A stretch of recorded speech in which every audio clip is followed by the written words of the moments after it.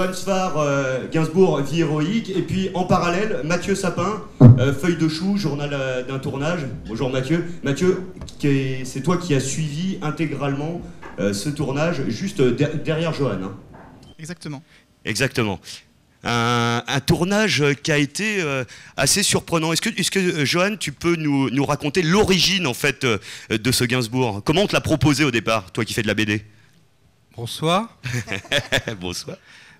Bah oui, en fait, ça fait quelques années que les gens du cinéma essayent de s'approcher un petit peu du monde des bandes dessinées.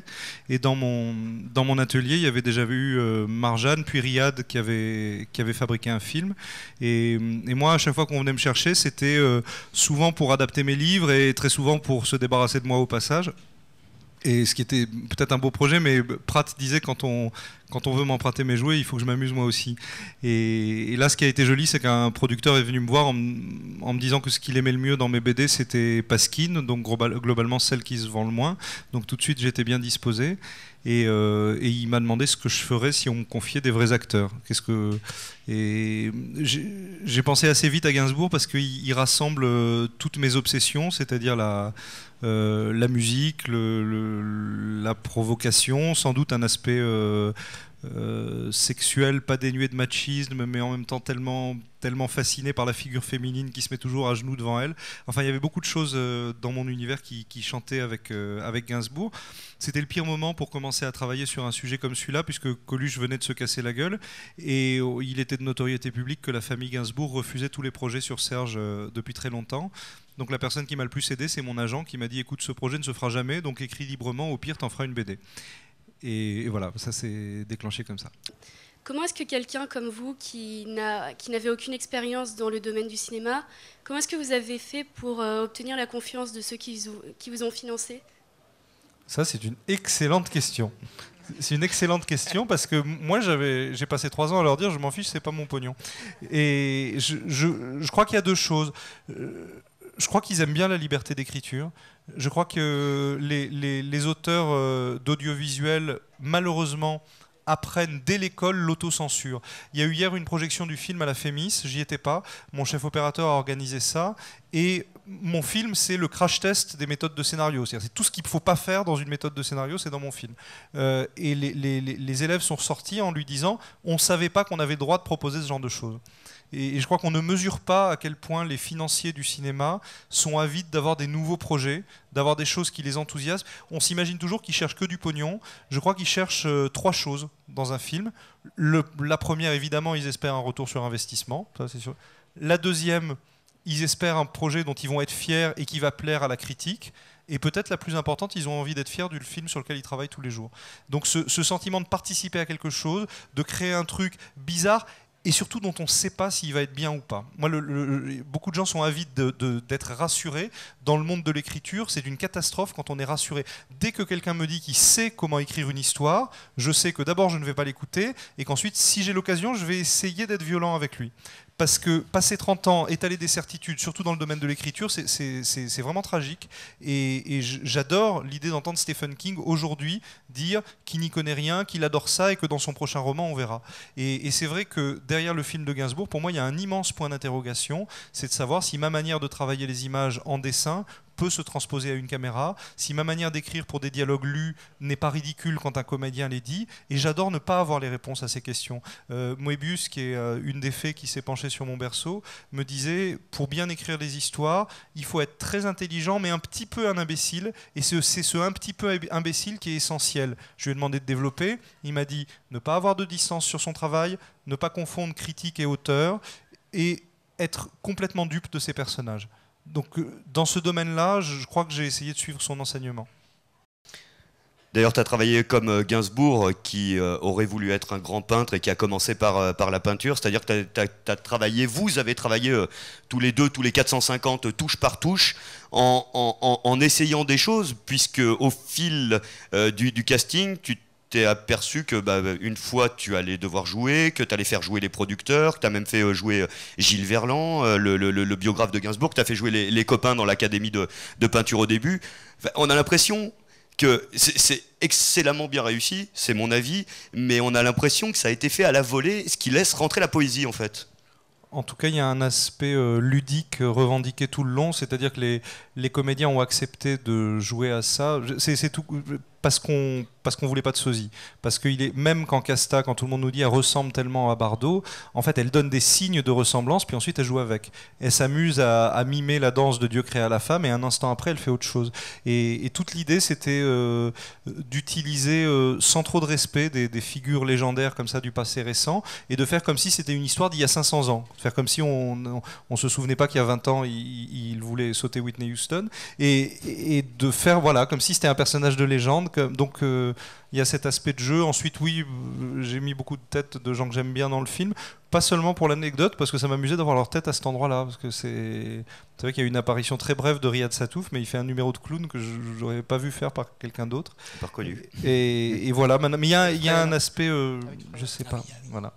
Exact, avec Fréhel. Mais il y a un côté équilibriste, je trouve, dans le film et dans le tournage.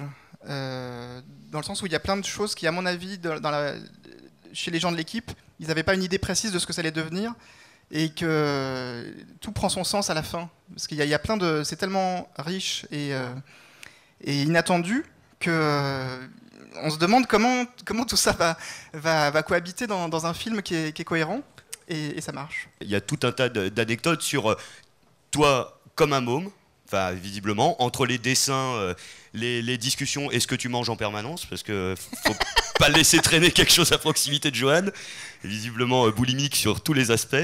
Il y a tout un tas d'anecdotes que tu racontes où toi t'es excité sur une idée, et puis en fait c'est pas possible, on va faire autre chose, tiens, on va faire sortir la patate du lit par exemple, ça c'était pas possible. Oui, en fait le film est construit de manière un petit peu bizarre, puisque tout tourne autour du personnage de Gainsbourg, et on le fait passer par plein de couleurs, par plein de moments, par plein de choses, et à chaque fois c'était presque un numéro de cirque à réussir chaque jour, et j'essayais de leur cacher le fait que j'étais pas du tout sûr qu'on allait y arriver.